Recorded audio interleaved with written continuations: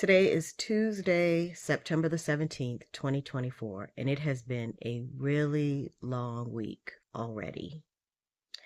So I decided to do a video with the question, which side are you on? Because at this point, really, the only two sides are life or death. And I've really sort of been dwelling in this space of awareness that the earth is dying and having this question if people know that they have become a cancer and whether or not they understand the nature of cancer and what cancer is. I've talked about cancer or referenced it as a metaphor numerous times over the nearly 2 year period that I've been making and sharing videos and using social media again, because it is a significant parallel to the kinds of social constructs that have completely overtaken how people understand relatedness and relationship with each other. And it started with me seeing a satirical video done by a woman who goes by the name Cass the Ass or The Ass, and asking people whether or not they felt like they could help her, because in the video she was essentially presenting herself as a narcissist in a relationship with someone. And very often these are the types of clients that psychologists, therapists, counselors, coaches struggle with working with or accepting, depending on how much they depend on client caseload in order to pay their bills, because it is difficult to get them to hold themselves self-accountable, which is essential to being able to help people to move in a direction that will allow them to achieve the goals they say they would like to achieve for themselves. And it from there, I had a visit with my two daughters, my biological daughter and her best friend, who we all have said I have adopted to co-parent with her own mother. And just having a long discussion about relationships, but me feeling like I needed to preface the conversation with saying, even though I have worked professionally as a therapist, the the kinds of things that we're talking about today and the approach that I'm taking to this is not the same as I would as a therapist, because the difference is availability. I cannot be a mother type figure to every single person that I have worked with. Otherwise, I could not be effective in my work.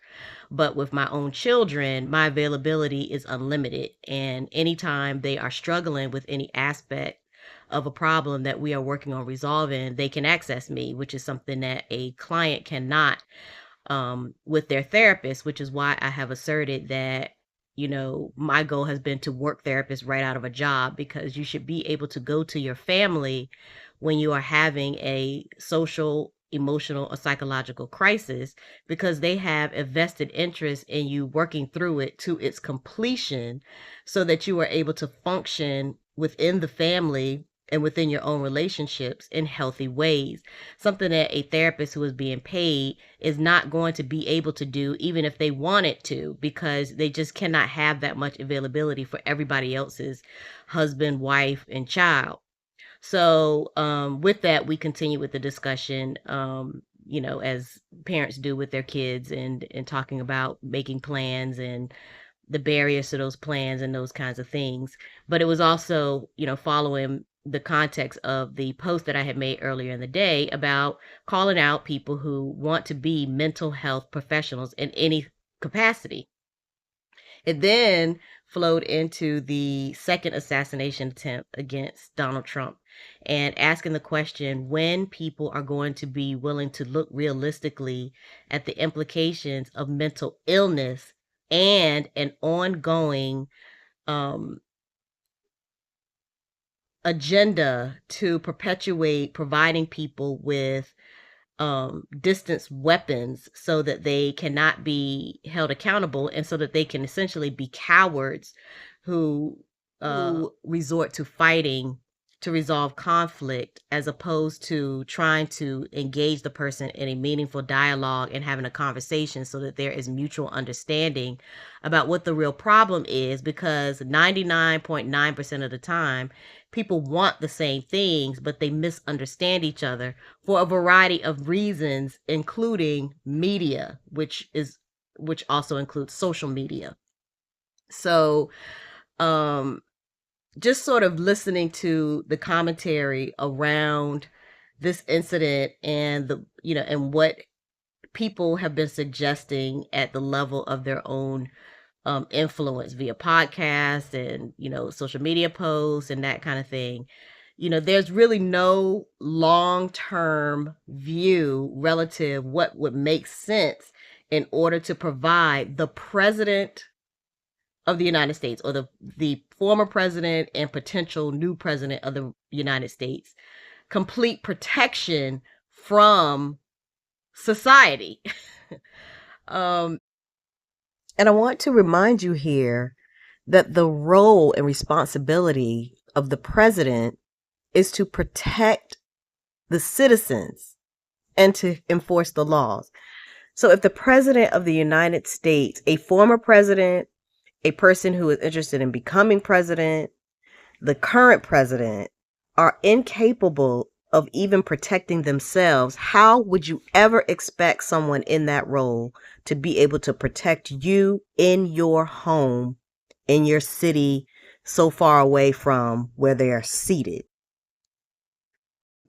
And that was also, part of the struggle I had as I was having my discussion with my daughters on Sunday, because I wanted to help them to understand that a lot of the issues that they were having were not their fault, that they were a condition of the trauma we have all had to endure since for the last 8 years, but especially since 2020, when the pandemic helped and the entire fabric of social life was upended and just shifted in all kinds of ways, and then trying to recover from that. There were kids who graduated from high school, like my nephew in 2020, who could not have a graduation ceremony, something that he had been planning for and everyone expected up until 2020, when we all just sort of had to accept that kids were not going to be able to have those kinds of ceremonies and things like that. So that's sort of a gap in his historic remembrance of what it means to go to high school and then to finish, and then what happens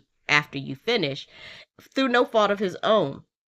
And what I said to them is, if we are ever going to come to a place where your grandchildren have, when you relay what has happened over the course of the last 4 years since 2020 to them, and what you had to overcome, and what was happening and what was going on in society, that it would be so outrageous that they couldn't believe it, then it has to start now, because Gen Z has already started to have children.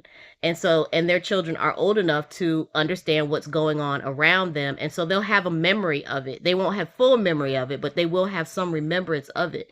So if their children are to be born in a time when the world is so much better, that to explain to them what has gone on since 2020, or even since 2016, they wouldn't be able to believe it.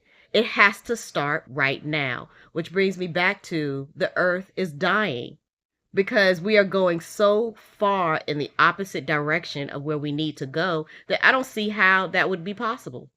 And the same things that people are complaining about in 2024, Gen Y, the 40 somethings, who, are a real target for me, because they're tremendously problematic right now. But Gen X had the same complaints. The baby boomers had the same complaints. And so if we're going to have a shift, they say the definition of insanity is doing the same thing the same way and expecting a different outcome. So if you expect to have a different outcome, you have to at some point start to think about things in a different way and to do things in a different way. But that hasn't happened. Even with the glitch in the matrix in 2020, leading up to now, 2024, people still don't get that you have to do something. Everybody went right back to what we were doing before the quarantine, as if that is going to do anything to resolve the issue. The only thing it will resolve is your sense of a restoration of the comfort you felt in the traumatic system that we had all been sort of lulled to sleep in, that most people woke up from in 2020. You know, there were lots of people who were like, wow, you know, society is still functioning. I'm still able to work a job and get things done without having to go to an office from 9 to 5. You know, or go to school or to learn without actually having to go to a building for 7 or 8 hours a day. So people were actually able to see that, you know, we can be at home and live with our families and still be able to do what's necessary to contribute to the whole of society, which is a lot healthier for everyone. But then we turned right around and there was this push to get everybody back to work, back in offices, back in schools, back in buildings, back away from home and their families. Am I making sense to anybody? Is any of this sort of culminating and coming together to a single point that you can follow and kind of appreciate in terms of what I'm trying to say here? So, you know, part of the other discussion that we were having was about who you trust to provide wise counsel and to, you know, support you when you are struggling with understanding how to get out of a conflict or get through a barrier that is blocking you from achieving a goal that you know is realistic and meaningful, not only for you, but for all the people involved. And I had to pause for a moment because it was important for my adopted daughter to co-parenting daughter to help her to be clear about what my beliefs are, because she is heavily into Christianity. And, you know, have you asked your therapist what their beliefs are about how people change? What do they believe is necessary for people to be able to change? To be honest with you, it offends me when I ask them questions that are specific to them and their situation, and they want to tell me things like, well, I want to do what is pleasing to God.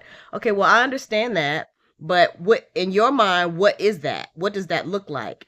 And so when they then fall back on quote unquote Christian counselors, for example, if they too are saying to them, trust God or just pray, and you aren't coming up with any kind of actionable plans that will help you move towards change, the kind of change you need, not only in your own life, but in the lives of the people who are impacted by you, then we stay stuck in the same situation, which is exactly the goal. That is exactly the goal. It also offends me that they constantly will say to me, especially women and my own daughters, would say to me, you know, I want to do what is pleasing to him, the him God. And so I had to pause for a moment and help her to understand my own beliefs. And I said, because anything else that I say to you is going to be rooted in these beliefs. And so if you are not interested or cannot grasp what I am about to say to you, then it's no need for you to listen to me, because we're going to constantly be back and forth, and it's not going to accomplish anything that will be meaningful for you in the situation that you are presenting to me. And that is that God has a wife who he calls mother. And let me make sure I pause right here, because God's wife is not his mother.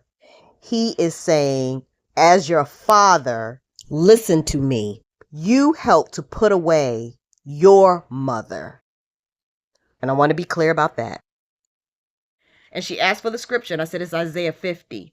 In Isaiah 50, God clearly is saying that, you know, I'm upset that you have disrespected my wife. You won't refer to her as my wife. You won't acknowledge her as my wife, and you won't even acknowledge her as your mother. And then he begins to admonish men specifically. And then you have to understand that, because it's a paternal book. It's a paternal preaching. It's a paternal religion.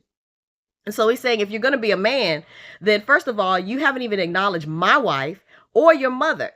And within that context, the way that I tried to help her to understand that is that there is no person who is not unfamiliar with nature being referred to as mother, which is different than like a Mother Africa, which is one continent on one planet. Mother Africa or a mother continent is not the same as Mother Nature, that nature being the mother of all living. There is nothing that is natural that is not alive. If it's not alive, it's not natural. It's not from it may have been made from something that was natural, but it is no longer natural because it is not living.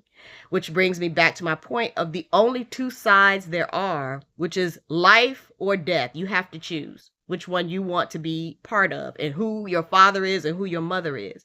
But it was also important to have this conversation with them because it's as if people do not accept that all human beings have a biological mother and father. And if you think about that in the context of how some of the scripture is written or interpreted, especially the prophets like Isaiah or Jeremiah or Ezekiel, how frustrating it is to try to teach or to help people out of social challenges that they're having when they won't acknowledge a mother. Like, I can't give you the full perspective if you are unwilling to accept a mother within the frame of your godly voice. It's always, I have to do what's pleasing to him. Well, what about what's pleasing to your mother? Is that important at all? Do you think that your mother has any concern about your well-being and your health and your happiness and your safety and protection? Do you believe that your mother has the capacity to protect you, to lead you, and to guide you? And if so, why can't you acknowledge what will be pleasing to her? Because if you can be pleasing to both your mother and father, you have a better chance of being successful in your own relationships.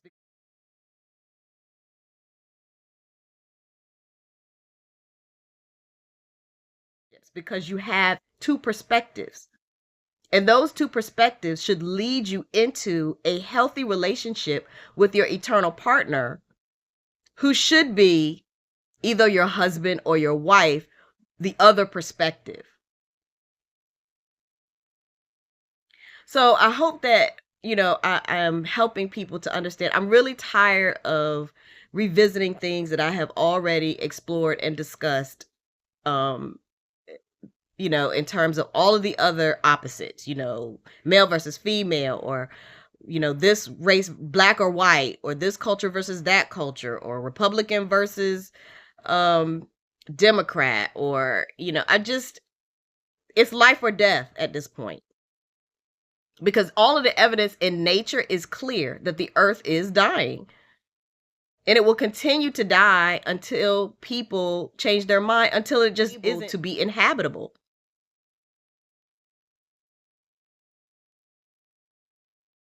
That's the truth.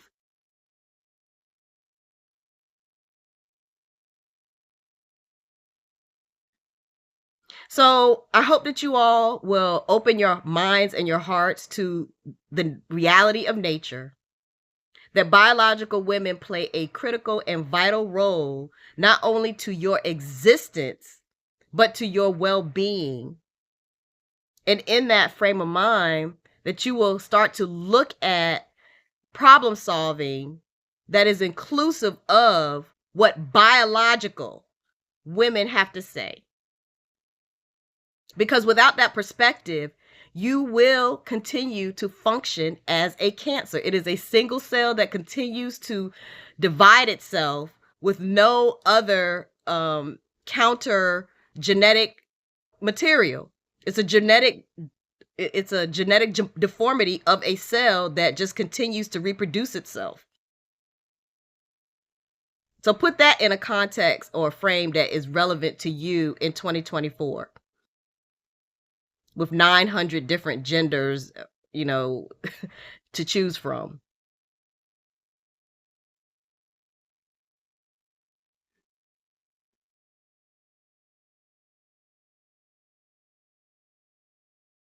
As above, so below.